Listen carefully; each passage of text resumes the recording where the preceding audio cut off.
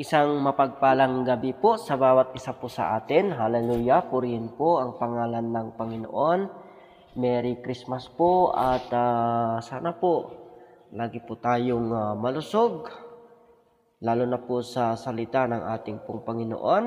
Magandang gabi po sa ating lahat. Hallelujah at Merry Christmas po sa inyong lahat mga giliw kong tagapakinig at sana po lagi po ninyong sinusubaybayan ang ating programa dito po sa CYCG Station, Manila, Philippines. Ang programang ito ay pinamagatang pamana.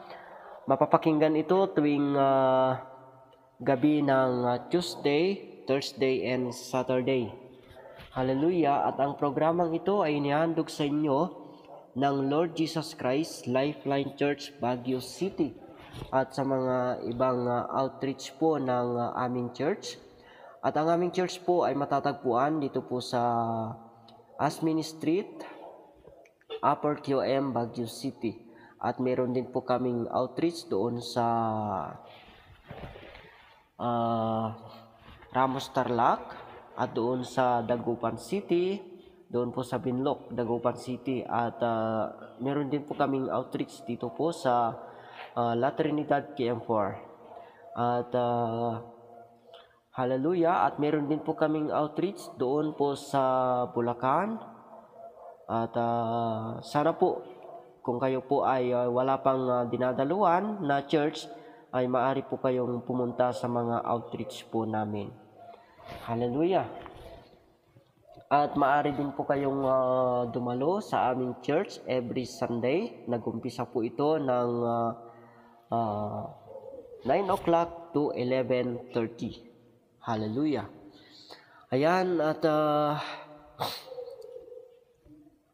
binabati ko kayo ng isang mapagpalang gabi, isang mapagpalang Christmas po sa bawat isa po sa atin. Hallelujah.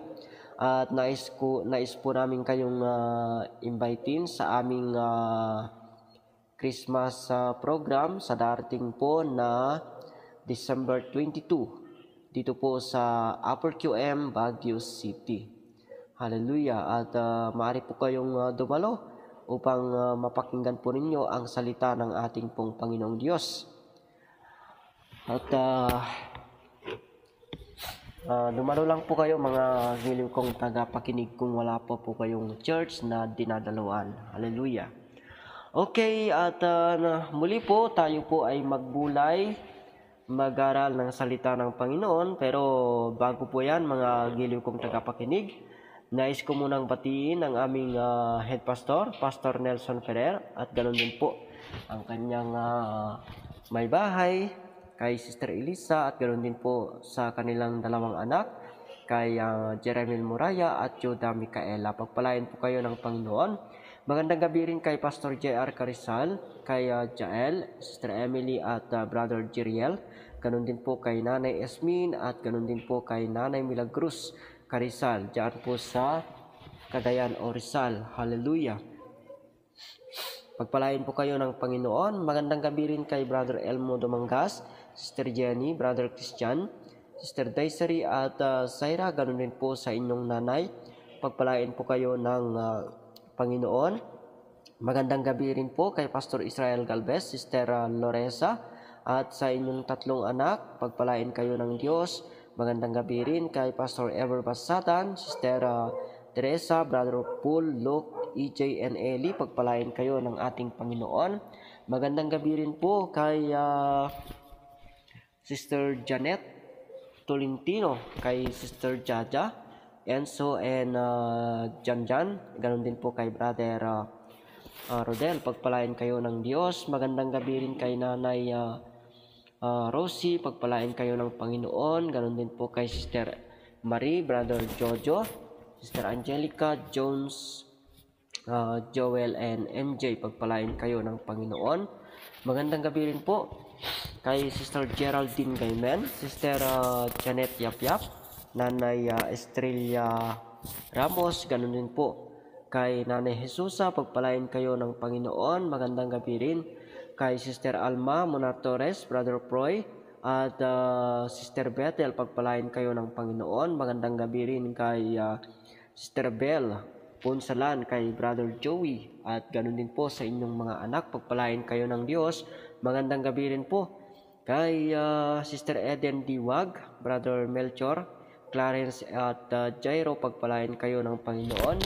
Magandang gabi rin po kay Sister Gloria Gambala, Brother Ernesto, Cyril and Darlene dyan po sa Tuba, Tadyangan, Benguet. Mga kapitbahay po namin ang mga ito. Pagpalain kayo ng Panginoon. Magandang gabi rin kay Sister Sheila Mariano, kay Brother Edgar at sa inyong mga anak. Pagpalain kayo ng Diyos. Magandang gabi rin po kay Sir Dan, kay Sister Abby. Pagpalain kayo ng Panginoon. Magandang gabi rin po kay Hallelujah, Sister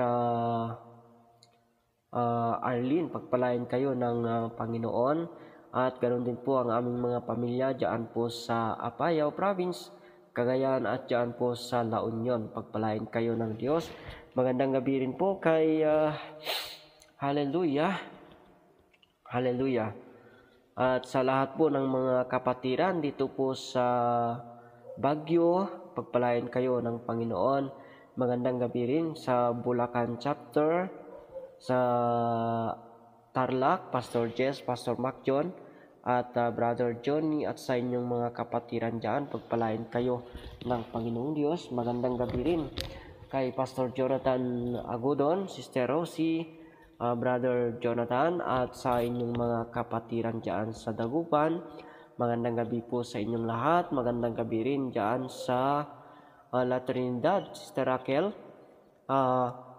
Nanay Alina, Nanay Malu, at Sister Margaret. Ganoon din po kay Brother Arsenio, at sa lahat ng mga kapatiran po dyan sa La Trinidad. Pagpalain po kayo ng ating Panginoon. Okay, at sa lahat ng mga kapatiran sa Baguio City, Dagupan, Tarlac, Bulacan, La Trinidad, pagpalain kayo ng Panginoon at Merry Christmas po sa inyong lahat. Muli po, ito po ang inyong kaibigan, ang lingkod ng Panginoon, na inyo pong makakasama sa oras na ito, Pastor Brian Agustin po. Panginoon, salamat muli sa gabing ito na ipinagkaloob po ninyo sa amin. Salamat, Panginoong Diyos, dahil muli mo kaming binigyan ng pagkakataon upang kami ay makapag-aral, makapagbulay ng iyong mga salita, Panginoong Diyos. Pabayaan mo, O God, na sa oras na ito ay maintindihan po namin, maunawaan po namin ang iyong mga salita, Panginoon. Ingatan po ninyo ang bawat isa sa amin at pagpalain po ninyo ang iyong lingkod na siya ang gagamitin ninyo sa oras na ito, Panginoon. Magtatapos ang programang ito sa pamagitan ng iyong paggabay sa amin, O God. Salamat po. Salamat, O God, lahat ng mga makikinig sa oras na ito. Ikaw po ang magbigay ng dunong at katalinuhan sa kanila. Salamat, Panginoon. Sa iyo ang papuri, sa iyo ang pasalamat. In Jesus' name, Amen. Hallelujah. Okay, at maraming mga pagsubok na ating pong pinagdadaanan o nararanasan sa buhay o sa mundong ito. Di po ba? At bakit po tayo nakakaranas ng mga iba't ibang klase o iba't ibang uri ng mga pagsubok? Ang pagsubok ba ay nagbibigay ba ito ng kalakasan? Minsan po, oo. Pero minsan, nagbibigay po ito ng kabigatan o kalungkutan sa mga tao, lalo na po sa mga wala pang wala pang tamang direksyon, lalo na po sa salita ng ating Panginoon. Sinasabi ko ito, mga giliw kong tagapakinig, dahil dito po tayo dinala ng Panginoon. At mamaya po buksan po natin ang ating teksto. At ulitin ko po, ang pagsubok ay minsan nakapagbibigay ito ng kirot, sakit, kalungkutan o kabigatan lalo na sa mga tao na wala pang pananampalataya o hindi pa tumatanggap o hindi pa sumasampalataya sa mga salita ng ating Panginoon. Hallelujah! At ito po ang naranasan ng isang karakter sa Bible na si Job. Nakita naman po natin o nabasa naman po natin kung ano yung naging karanasan, naging kalagayan ni Job nung siya ay nagkaroon ng sakit, namatay ang kanyang mga anak, walang natira, nawala ang kanyang mga ari-arian na pinagpaguran po niya ng matagal na panahon. Hindi po ba? So, dito po natin nakita o nabasa mga giliw kong tagapakinig kung ano ang kanyang ginawa nung siya ay nakaranas ng mga ganitong pagsubok. Mabigat po yung mga pagsubok na kanyang pinagdaanan nung una po yun pero sa bandang huli, binalik naman ng Panginoon ng lubos o triple yung ibinalik sa kanya. Kung titignan po natin, tama po ang Bible. Okay, basahin na po natin, no? Mga giliw kong tagapakinig, inaanyahan po ko kayo na basahin po ninyo ang aklat po ng James o Santiago chapter 1 verse 2 hanggang 3. Ganito po ang sabi ng Santiago chapter 1 verse 2 and verse 3. Sabi po niya rito sa verse 2, mga kapatid, magalak kayo kapag kayo'y dumaranas ng iba't ibang uri ng pagsubok. Ulitin ko po, Santiago chapter 1 verse 2. Mga kapatid, magalak kayo kapag kayo'y dumaranas ng iba't ibang uri ng pagsubok. Ano po ang sabi ng Santiago chapter 1 verse 3? Hallelujah! Chapter 1 verse 3, dapat ninyong malaman na napatatatag ang ating pananampalataya sa pamamagitan ng mga pagsubok. Di po ba? Na doon po sa verse 2 ay nag-aanyaya ang Panginoon na dapat daw tayo magalak kahit nakakaranas tayo ng iba't ibang uri ng pagsubok. Hallelujah! At doon naman po sa verse 3, na nagsasabi ang salita ng Panginoon na dapat natin daw malaman na ang mga pagsubok na ating pong nararanasan sa mundong ito, hallelujah, ay nagbibigay ito ng katatagan, katibayan ng ating pananampalataya sa Diyos. Tama po yun, di po ba? Kung tayo po ay kaya may pananampalataya o may pagtitiwala sa ating Diyos dahil hindi naman po tayo binibigyan ng Diyos ng pagsubok o problema na hindi po natin kayang buhatin, hindi po natin kayang harapin, di ba? Lahat naman po ng pagsubok na ating pong pinagdadaanan o nararanasan sa mundong ito ay may kapalit na kasiyahan kung ang salita lamang ng Panginoon ang siyang ating gawin na sandigan o kalakasan. Pero minsan po may mga tao po na nakakaranas sila ng maliit lang na problema, maliit lang na pagsubok, pero sinisisi na nila ang Panginoon. Talagang sinasabi nila na meron bang Diyos? Hallelujah! Pero kung titignan po natin, yung kwento ko sa una kanina, si Job, alam naman po natin, kilala naman po natin si character na Job doon sa Bible. Doon sa Job chapter 1 verse 1 to 14, nandun po 1 to 14 and then 14 to 21. Nandun po yung kwento patungkol po kay Job. Basahin lang po ninyo sa inyong mga bahay yung Job chapter 1 verse 14 to 21. Doon po kayo mag-umpisa, o kung nais po ninyong umpisaan sa verse 1, maaari naman po o pwede naman hanggang po sa verse 21.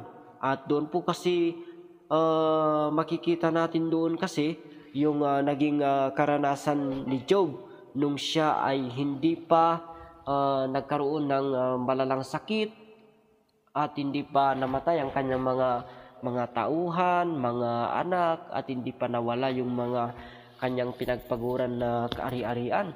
Yung mga kambing, mga baka, mga kalabaw at mga tupa na kanyang pinagpaguran noon ay talagang nawala lahat, pati yung mga tauhan niya, yung mga anak niya, hallelujah, ay talagang namatay sila lahat dahil po sa kidlat. Pero doon pa lang po sa verse sa unang kwento, sa verse 1 to 13 yata yon, ay nagsalita, hallelujah, nagsalita ang diablo kay sa Panginoon, di ba? Pero sabi ng Panginoon, pahirapan mo lang siya, wag mo lang siyang patayin. Pero sabi ng Panginoon doon ay tandaan mo, hindi siya magpupuri sa iyo, di ba? So ganun nga ang ginawa ng diablo kay Job, pinahirapan siya. Hindi po ang Diyos ang nagbigay ng kahirapan kay Job. No, tandaan po natin, baka naman kasi ma-interpret natin o talagang yung interpretation po natin kasi ng iba, iba't iba po. Hallelujah. Ay nakita po natin doon yung naranasan ni Job doon, no? Sa verse 1 pa lang hanggang doon sa verse 13 yata yun, kung titignan po natin, nandun ang diablo na nagsasalita sa harapan ng Panginoon. Hallelujah. Pero sabi ng Panginoon, maaari mo siyang pahirapan, wag mo lang siyang patayin. Pero ako pa rin ang kanyang sasambahin o pupurihin, di ba? Tama po 'yon. At ginawa naman 'yon ng si Job, hallelujah, ay hindi niya sinisi ang Panginoon, di ba? Kundi nagpuri pa siya sa Diyos dahil alam ni Job na hindi siya papabayaan ng Panginoong Diyos. Hallelujah. At alam naman ng Panginoon at kilala ng Diyos si Job na kahit anong mangyari sa kanya o kahit anong pagsubok na kanyang maranasan sa buhay ay hindi niya ito sisisiin o hindi niya ito susumbatan. At nakita po natin dito, mga giliw kong tagapakinig, doon po sa anong tawag dito, sa James chapter 1 verse 2, ano po ang sabi doon ay sabi niya doon, mga kapatid, magalak kayo kapag kayo'y dumaranas ng iba't ibang uri ng pagsubok. Doon naman po sa verse 3, dapat ninyong malaman na napatatatag ang ating pananampalataya sa pamamagitan ng mga pagsubok, di ba? So, kung walang pagsubok, kung puro saya na lang, ano kayang mangyayari sa buhay po natin? Gala dito, gala doon, di ba? Pasyal dito, pasyal doon. Siguro yun na lang po ang ating ginagawa kapag walang pagsubok na ating pong maranasan o pagdadaanan. Kasi po kailangan po magdanas din tayo ng pagsubok. Alam naman po natin na ang mga pagsubok po ay ito po ang nagbibigay ng katatagan ng ating pong pananampalataya o pagtitiwala sa Diyos kung meron tayong paniniwala o pagtitiwala sa Diyos. Hallelujah. Tandaan po natin na ang ating Panginoon, hindi niya tayo binibigyan ng pagsubok na hindi po natin kayang pasanin, hindi po natin kayang buhatin. Yun po ang sabi ng Bible.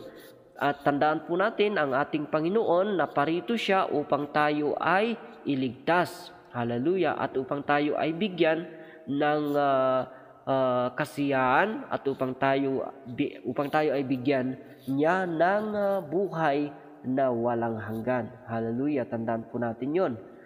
At ano po ang sabi ng Psalms chapter 34 verse 18? Awit chapter 34 verse 18. Sabi po niya rito, tinutulungan niya ang mga nagdurusa at di niya binibigo ang walang pag-asa. Ulitin ko po, Awit chapter 34 verse 18. Sabi po niya, tinutulungan niya mga nagdurusa at di binibigo ang walang pag-asa. Di ba? Kung tayo po ay nawawalaan ng pag-asa dahil po sa mga problema, sa mga pagsubok na ating pong pinagdadaanan o nararanasan sa buhay na ito, ano po ang ating gawin? Lumapit lang tayo sa Diyos, manalangin tayo at hilingin natin sa Kanya, hallelujah, ang Kanyang paggabay, ang Kanyang pagtulong sa atin. At yun, hallelujah, ibibigay niya sa atin. Amen? Ang kalakasan, kagalakan, kasiyahan, hallelujah, ibibigay yon ng Diyos sa atin. Nasa atin na lang po kung paano natin paniwalaan ang salita ng Diyos. No, mga giliw kong tagapakinig, tandaan po natin, ang ating Panginoon walang imposible sa Kanya, di ba? Ang Kanyang mga salita ay totoo. Hallelujah, tandaan po natin yan. Lagi ko pong sinasabi o lagi ko pong binabanggit sa programang ito na kapag wala kang pananampalataya sa Diyos, kapag wala kang pagtitiwala sa Diyos at pinagdududahan mo lang ang salita ng Panginoon, huwag ka na lang lumapit sa Diyos. Hallelujah! Dahil ayaw ng Diyos yung tao na pabago-bago ang isip, pabago-bago ng desisyon. Gusto ng Panginoon na kapag ang tao ay lumapit at magtiwala, kailangan yung todo-todo, yung 100%, hindi po yung 80%, hindi po yung 50%. Gusto ng Diyos yung 100 at mahigit na 100% ang pananampalataya mo sa Kanya. Tandaan po natin yun, no? Mga giliw kong tagapakinig. Ang ganda po ang salita ng Diyos. Kapag tayo po ay talagang binabasa po natin ang salita ng Panginoon, binibigyan tayo talaga ng Diyos ng kalakasan, binibigyan tayo talaga ng Panginoon ng kasiyahan kahit nandyan ang pagsubok, nandyan ang kalungkutan, kahirapan. Alam ko po kahit hindi po ninyo sabihin, pero sa panahon po natin ngayon, mahirap na ang buhay, di ba? Kaya nga po maraming nagsisikap buhay di ba? Lalo na po sa mga katulad po namin na blind. Sorry po pero ito po kasi yung nakikita ko sa paligid po natin. Doon po sa Baguio o dito po sa Baguio City, kapag pupunta ka sa mga sidewalk, nandun po yung mga katulad po namin na blind na kumakanta sila o umaawit sila, parang para silang entertainer. At liban po sa masahe na trabaho po nila, talagang gumagawa pa rin sila ng paraan upang sila ay magkaroon ng hanap buhay o magkaroon ng source income, di ba? Yung sideline. Oo. Yun po ang ginagawa ng mga kasama po namin na blind. Umaawit sila doon at minsan po tinanong ko sa kanila, nakakarami naman kayo, sabi ko sa kanila. Oo naman, sabi nila. Sabagay, malinis naman na trabaho yon, di ba? At least alam nila na yung trabaho nila, yung pag-awit nila sa mga sidewalk, mga tapat ng mga buildings ay alam nila na kapag sila ay umaawit, napapasaya nila yung mga tao na dumadaan doon. Marami po doon sa Station Road. Marami po mga blind doon na hawak-hawak nila ang kanilang mga gitara o keyboard, kundi po ay magmamainuson sila o gagamit sila ng speaker. So ganun po ang kanilang ginagawa ngayon. Lalo na po ngayon ay marami pong mga tao na pumunta na dito po sa Baguio City. Napakarami pong tao Diyan po sa Station Road, parang piyestahan ang itsura ng Baguio natin ngayon. Pero yung ginagawa nila ay talagang nagsisikap sila na gumawa ng paraan upang sila ay makagawa ng source income o sideline, di ba? Ang masahe kasi ngayon ay medyo mahina. Pero sa awa ng Diyos, hallelujah, dahil sa kabaitan po, kabutihan ng Panginoon sa atin ay nakakamasahe pa rin po kami.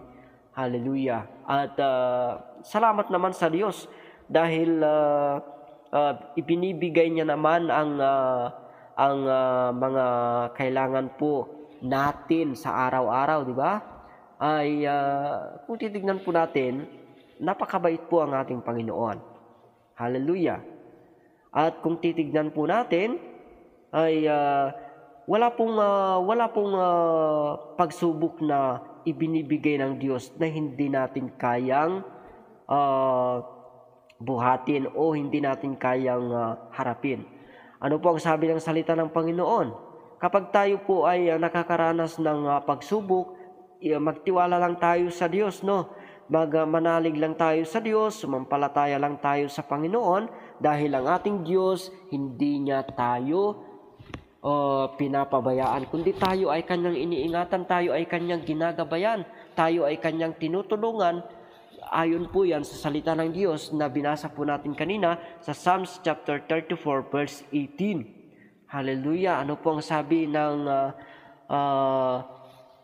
1 Peter o unang Pedro chapter 5 verse 7? Ganito po ang sabi niya, ipagkatiwala ninyo sa Kanya ang inyong mga alalahanin sa buhay sapagkat Siya ang nagmamalasakit sa inyo. Diba? Ulitin ko po, unang Peter o unang Pedro chapter 5 verse 7. Sabi po niya doon, ipagkatiwala ninyo sa Kanya ang inyong mga alalahanin sa buhay sapagkat Siya ang nagmamalasakit sa inyo. Diba? Noong nakaraang bagyo po ay alam ko po, marami pong mga tao na nadamay o dahil po sa bagyo na sunod-sunod. Imaginin po natin, bali ilang bagyo yun, parang apat na nagkakasunod na bagyo ang pumasok dito po sa bansa po natin. Doon po sa ibang lugar, talagang nadali po yung mga tanim nila na mga palay, parang wala nang pag-asa pa na bumuti yung kanilang mga tanim, kaya binago po nila ang kanilang strategy. Nagtanim sila ulit kahit mahirap po, talagang ganun po ang buhay, di ba? Hindi po natin kasi pwedeng sisihin ng Panginoon na hindi po natin kasi pwedeng sabihin na kasalanan yon ng Diyos. Walang kasalanan doon ng Panginoon, kundi ang mga naranasan po natin na yon ay nagpapakita lang na dapat ay sumampalataya tayo sa Panginoon. Di ba? Kaya ba nating sumampalataya sa Diyos? Kaya ba nating paniwalaan ang salita ng Panginoon? Tandaan po natin, mga giliw kong tagapakinig, ang ating Diyos, Siya ang ating pastol. Hindi po niya tayo binibigyan ng problema na hindi po natin kayang bigyan ng solusyon. Lahat ng pagsubok, lahat ng problema, lahat ng kalungkutan may kapalit na kasiyahan. Tandaan po natin yan. Hindi niya tayo pinapabayaan ng ating Panginoon kung tayo po ay magtitiwala o mananalig sa Kanya. Tandaan po natin, no, yung ginamit natin dito na halimbawa na si Job ay talagang nagkaranas siya ng matinding pagsubok. Ang kanyang naranasan kasi namatay lahat, nawala lahat, pero sa bandang huli po ibinigay ng Diyos lahat nang nawala kay Job, at hindi lang po doble kundi triple pa ang ibinalik kay Job, di ba? Kasi alam naman natin kasi na si Job ay matuwid na tao po 'yon, at ni kailanman, hallelujah, hindi niya sinisi ang Diyos, di ba? Ang pinakamasakit pa na narinig ni Job dito yung sinabi ng kanyang asawa sa Job chapter 2 verse 9. Nandun po yung parang curse na parang isinumpa si Job.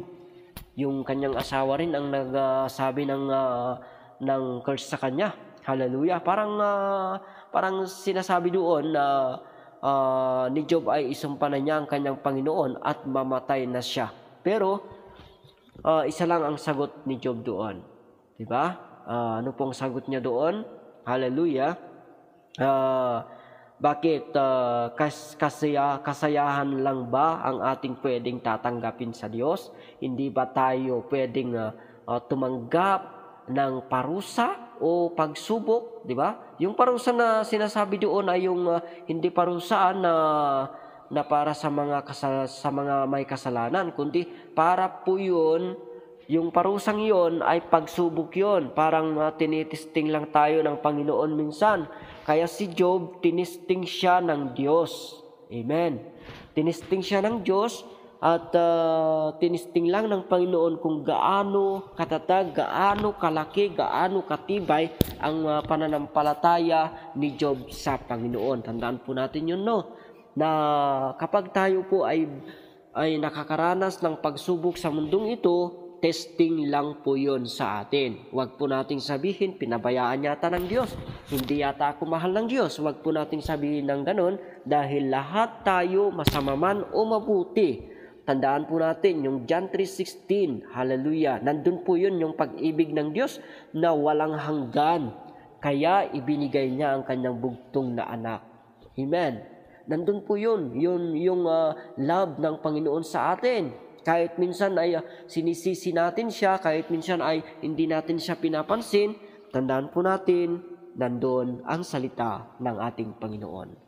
Love tayo ng Diyos. Mahal tayo ng ating Panginoon, kaya lahat ng mga pagsubok, problema, kalungkutan na ating pong pinagdadaanan sa mundong ito, na ating pong nararanasan sa mundong ito, tandaan po natin, testing lang po yan. Gusto lang ng Panginoon na makita kung gaano tayo magtiwala at kung gaano kalaki ang pananampalataya natin sa Kanya. Amen. Hallelujah. Mga kapatid, sa gabing ito, sana magkaroon tayo talaga ng tamang puso, tamang kaisipan. Yung puso na nagmumula dito, lumalabas dito ang matatag, matibay na pananampalataya sa Diyos. Amen. Gusto ng Diyos, hallelujah, hindi tayo makakaranas ng pagsubok. Pero minsan po, tinitesting tayo ng ating Panginoon. Amen. Gusto tayo, hallelujah, yung kasiyahan, pero sabi ko nga kanina, paano kung puro saya na lang ang nandito sa buhay po natin? Wala yung problema, walang pagsubok, walang kalungkutan. Paano nating maibabalance yung pananampalataya natin sa Diyos? Kapag walang pagsubok na ating pagdadaanan o mararanasan sa mundong ito, hallelujah, ay makakalimutan natin talaga ang Diyos. Sorry po pero ganun po ang mangyayari kapag walang pagsubok na ating pong pagdadaanan o ating pong mararanasan sa buhay pong ito. Hallelujah. Kasi kung puro saya na lang, ay talagang wala na yung hindi na natin haharapin ang Diyos. Pero buti nga may pagsubok kasi kapag may pagsubok, natututo tayo na manalangin at magtiwala sa ating Panginoon. Hallelujah. Tandaan po natin yan. Marami pong mga characters sa Bible, mga giliw kong tagapakinig na pwede po natin gamiting halimbawa.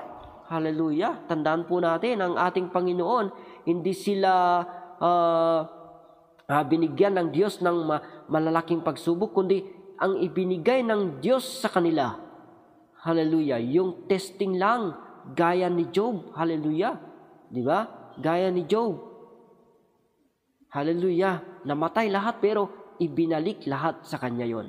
Dahil nakita ng Diyos kung paano magtiwala at kung gaano katatag ang pananampalataya ni Job sa Panginoon. Dapat ganun po tayo. Amen? Dapat ganun po tayo. Hallelujah. Mahal tayo ng Diyos. Kaya lahat ng mga pagsubok, problema, kalungkutan na ating pong maranasan sa mundong ito, dapat ipagkatiwala natin yan sa Diyos. Hallelujah, at manalangin tayo sa Diyos. Amen? Ganun lang po ang ating pwedeng gawin. At tandaan po natin, ang Diyos, hindi niya tayo bibiguin. Hallelujah. Hallelujah. Panginoon, salamat muli sa mga salita na ibinigay mo sa amin. Salamat, Panginoon, dahil muli mo kaming binigyan ng aral sa gabing ito. Lord, pabayaan po ninyo na matuto kami na magtiwala, sumampalataya sa iyo, Panginoon, kapag kami ay makaranas ng matitinding pagsubok, O God. Alam po namin ng mga pagsubok na aming pong nararanasan ay talagang nagbibigay ito ng katibayan ng aming pananampalataya, Panginoon. Lord, tulungan po ninyo kami, ingatan po ninyo kami sa gabing ito, O God. Lahat ng mga negosyante, O God, pagpalain po ninyo sila at kami naman, Panginoon, bilang masyur, O God, pagpalain po ninyo ang bawat isa sa amin, O Diyos. Salamat po. Salamat, Panginoon. Hanggang sa muli, makakasama ka po namin, O God. Salamat, Panginoon. Sa iyo ang papuri, sa iyo ang pasalamat. In Jesus' name, Amen. Muli po, ito po ang inyong kaibigan, ang lingkod ng Panginoon na bumabati sa inyo ng isang mapagpalang gabi at Merry Christmas po sa inyong lahat. Pastor Brian Agustin.